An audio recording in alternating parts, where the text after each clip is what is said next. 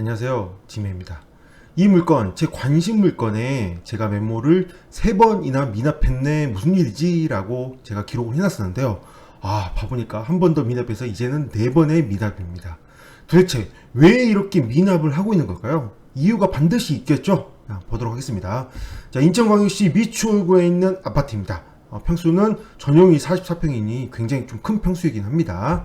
자, 이 건물은 91년도 사용 승인이어서 굉장히 좀 오래돼서 아무래도 수리비는 좀 많이 들어가고요.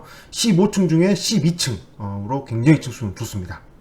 자, 권리사항을 보면요. 전입일자가 2017년 7월 6일에 전입한 임시가 있는데 말소 기준 권리가 2017년 6월 19일이므로 늦죠. 그러므로 대항력이 없고 낙찰자가 인수하는 금액은 없는 물건입니다. 여기에 뭐 가등기도 있고 가압류 뭐 쭉 많이 있는데 전부 소매사항으로 아무것도 낙찰자는 인수하는 게 없는 아주 깔끔한 물건입니다.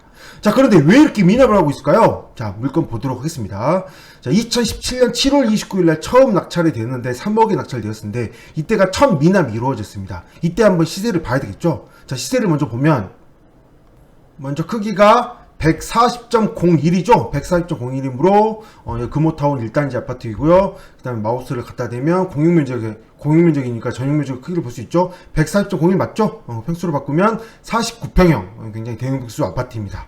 자, 49평형 아파트 실거래 시세를 보면 뭐 그렇게 거래가 이 정도 되었는데 마지막에 좀 오르긴 했는데 지금 마지막 최종 거래가 가장 높은 금액이 3억 9천 정도이고요. 자, 먼저 처음 미납했던 시절 2020년 7월 29일로 돌아가면 2020년 7월 29일이면 이 정도죠. 7월 29일이므로 그럼 8월 넘어가는 금액인 거죠. 이 정도로 보면 여기는 2억 8,500이지만 여기 넘어가면서 3억이 넘어갔기 때문에 한 3억 정도로 보면 맞지 않을까 정도 생각을 하게 됩니다. 3억을 좀 더 넘어갈 수도 있는 뭐 그 정도 수준입니다. 실거래 시세가 그렇다는 거죠. 그런데 여기 보면 낙찰이 3억이고요. 2등이 2억 9천입니다.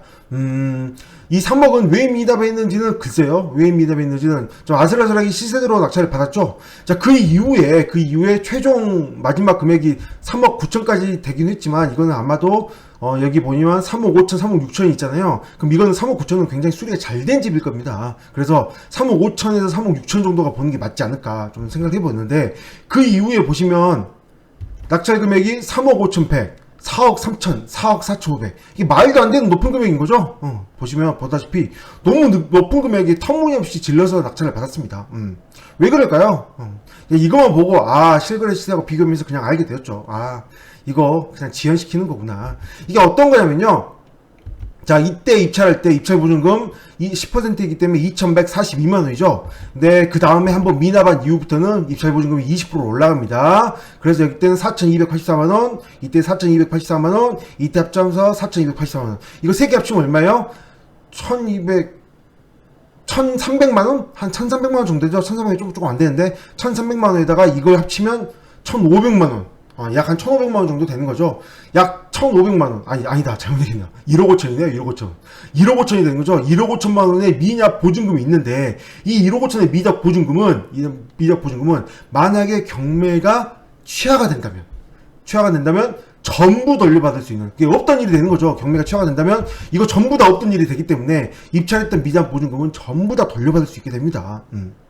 그렇기 때문에 여기 보시면 저 경매가 2건에서 진행 중인데요. 은행하고 개인근저당으로 진행 중인데 이 2건을 전부 다 취하시켜야 되거든요. 전부 다 취하시켜서 되돌리려고 이렇게 지금 미납을 하고 있는 걸로 보입니다. 아마도 이런 걸까요? 어디서 돈을 받기로 했는데 그 돈이 아직도 안 들어왔습니다. 그래서 다음 달에 들어오는데 이번 달만 막으면 다음 달 들어오면 이건 막을 수 있어. 그래 그럼 그랬죠. 아는 사람한테 내가 다음 달에 줄 테니 이자 넉넉히 줄 테니 이번 달 한 달만 잠깐만 빌려줘. 그래서 돈을 빌릴 겁니다. 그래서 그 돈으로 다른 사람 명의로 입찰을 해서 미납을 하게 될 것이에요. 미납을 해서 미납을 하고 이렇게 간간히 버티고 있는데 이렇게 되는 물건들 결론이 어떻게 되는지 아세요? 정말 이렇게 해서 전부 다 미납이, 이게 돈이라는 게 그렇더라고요. 한 번 들어오지 않은 돈 더 이렇게 채권이 쌓이잖아요.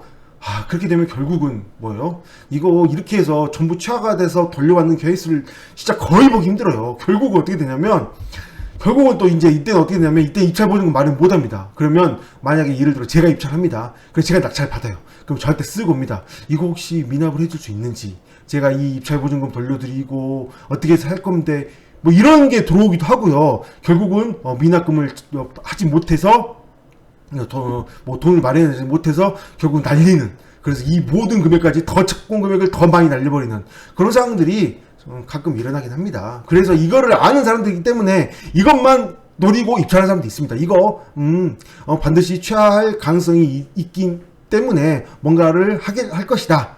용돈이나 좀 받자. 그렇게 해서 입찰하신 분들도 있고요. 어차피 지금 이거 아까 시대 보셨다시피 3억 5천 정도 이상이 되잖아요. 근데 지금 최저가가 굉장히 낮은 편이기 때문에 그래, 그 정도면 입찰 일단 해보자. 무조건 3억에 입찰 해보고 뭐 낙찰되면 좋은 거고, 아니면 뭐 만약에 낙찰을 받았는데 뭐 취하해달라고 해서 하면 뭐 돈 좀 받으면 되는 거고, 그것도 아니라면 뭐 낙찰 받으면 되는 거고, 그렇게 해서 계속 입찰을 하면 이게 미납이 문제가 있어서 미납이 되는 게 아니라는 거죠. 그렇기 때문에 관심 있으신 분들은 한번 입찰해보는 것도 좋지 않을까 생각해보게 됩니다. 보다시피 4명, 자, 4명, 그 다음에 늘어나죠? 8명, 7명, 이거 아는 사람들이에요, 다. 보나마나 이거 아는 사람들이에요. 이거 미납할 수밖에 없다라는 거. 자, 보다시피, 근데 재밌는 거는 2억 8천, 그 다음에 3억 2천이 차순위 금액이 진짜일 테니까 2억 7천9백 낮아지는 거죠. 이거, 만약에 이 입찰이 안 돌았다. 그럼 2억 7천9백에 받았으면 굉장히 잘 받은 거죠? 어마어마하게 잘 받은 거잖아요. 과연 이번엔 어떻게 될까요? 이번에는. 어떻게 차순위 금액이 얼마가 되는지, 혹시 이렇게 폭 지른 사람이 안 나타난다면 차순위 금액이 굉장히 좋은, 이렇게 생각할 수 있잖아요. 아, 그래, 또 어떤 사람이 나와서 높게 낙찰 받으면 나 시간 낭비가 될 수도 있잖아 라고 생각하는 사람이 많아지면 많아질수록 차순위 금액이 낮아지는 거잖아요. 이렇게. 그렇게 되면 운에 의해서 굉장히 좋은 금액으로 낙찰 받을 수도 있지 않을까 생각을 하게 됩니다. 물론 취하가 돼서 돌려받을 수도 있습니다. 네, 여기까지 하겠습니다. 감사합니다.